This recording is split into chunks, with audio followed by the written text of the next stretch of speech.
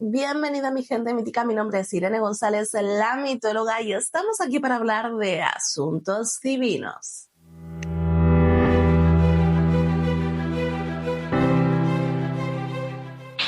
Vamos a comenzar con la lectura y comentario de las metamorfosis de Ovidio, pero antes de empezar me gustaría aclarar solo por curiosidad algunas cosas. Ovidio buscó inspiración en diversas fuentes que entremezcla con maestría para crear una de sus obras, si no la más importante y con más trascendencia a lo largo de la historia. Y es que dejando de lado las influencias latinas más inmediatas como Luciano o Virgilio, Ovidio buscó inspiración en las narraciones hesiódicas, en los poemas homéricos, también en las obras de Apolonio de Rodas e incluso en algunas de carácter filosófico o pertenecientes a la tradición órfica, creando así una obra original con un inicio sobre la formación del mundo en un tono bastante serio y profundo que irá aligerando, en mi opinión, a lo largo que avanza la obra. Ya en los primeros versos de sus metamorfosis, Ovidio nos cuenta cuál es su objetivo, qué es lo que él pretende con esta obra tal y como hacían los poetas antiguos. Mi espíritu me lleva a contar cambios de forma de unos cuerpos en otros nuevos. Dioses, inspirad mis comienzos, puesto que también vosotros los cambiasteis, y llevad mi poema sin interrupción desde el origen del mundo hasta mi tiempo.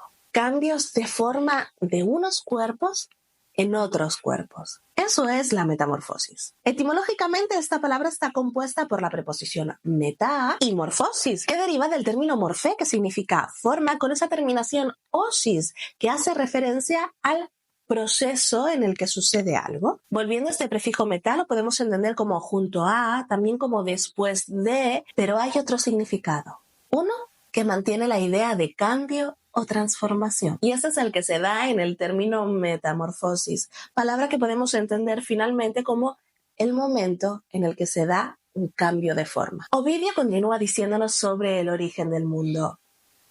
Antes de que existiesen el mar y la tierra y el cielo que todo lo cubre, la faz de la naturaleza era uniforme en todo el universo.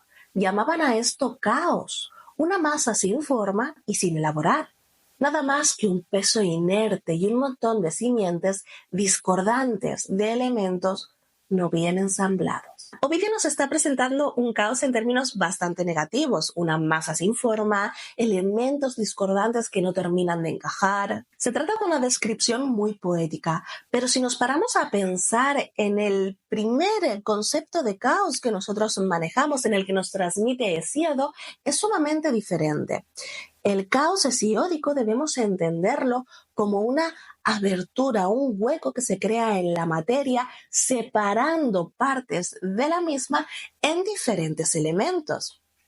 Esta abertura que se crea permite que los elementos se separen y adquieran identidad propia. Es una abertura, un hueco, porque el término caos deriva del verbo jaino, que significa abrir. Vemos cómo Ovidio ha tomado entonces de la tradición hesiódica el nombre de caos, pero ha cambiado totalmente su naturaleza y significado, convirtiéndolo en el nombre propio de esta materia, de esta masa sin forma que necesita ser ordenada para que todo comience.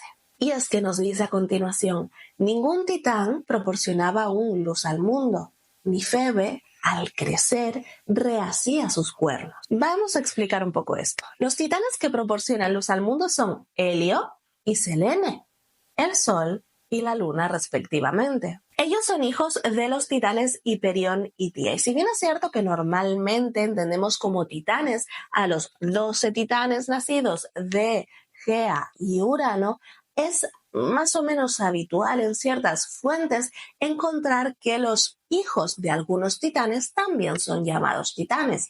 Es lo que sucede en este caso con Helio y Selene, o lo que sucede también pues, con Prometeo o Atlas, hijos del titán Jápeto. Serían, para entenderlos, titanes de segunda generación. La aparición de Febe en este párrafo es extraña porque hace referencia a los cuernos, no una referencia a la luna. Febe es una titánide de las de primera generación, nacida de Gea y Urano, que recibe el nombre de la brillante y en principio no parece tener ninguna relación con la luna. ¿Qué pasa? El término Febo, el sobrenombre Febo, es también atribuido a su nieto Apolo, el brillante. Y parece que Ovidio en este caso está refiriéndose con Febe no a la titánide original, a la brillante, que nada tiene que ver con la luna, sino a su nieta, Artemis, que sí es diosa de la luna. A partir del siglo V se da un proceso por el que la mitología y la simbología relacionada con el titán Helio se transmite a Apolo. Y del mismo modo podría suceder esto, aunque en menor medida, con Selene y Artemis. Su mitología se entremezclarían y parte de la simbología de los titanes quedaría impresa en el imaginario de los gemelos olímpicos. Continúa diciendo Ovidio que ni la tierra estaba suspendida en el aire que la rodea, equilibrada por su propio peso, ni Anfítrite había extendido aún sus brazos en torno a las extensas orillas de la tierra. Anfítrite es una diosa marina, hija de Nereo, el viejo del mar, y por tanto una de las Nereidas. Mucho tiempo después se convertirá también en esposa del dios Poseidón y acabará siendo la reina de los mares.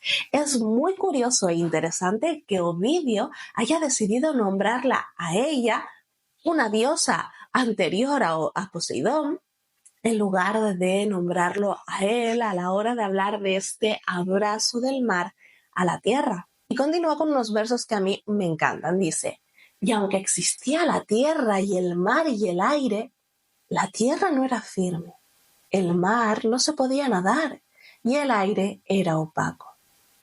Ninguno tenía aún forma permanente.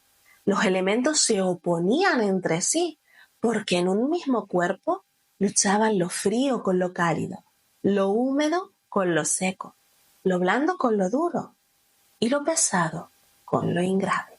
Y así entiende Ovidio que se da el origen del mundo donde los opuestos convivían desorganizados colisionando entre sí, donde la tierra ya era tierra, el mar era mar y el aire era aire, solo que aún no lo sabía. Espero que les haya gustado este capítulo introductorio a las metamorfosis de Ovidio y sus comentarios y explicaciones. En el próximo capítulo veremos cómo toda esta materia desordenada consiguió tomar forma ordenada, cómo el caos pasó a ser cosmos. No olviden seguirme para no perderse ninguna actualización de esta serie de asuntos divinos y desde luego y sobre todo, pasen un día mítico.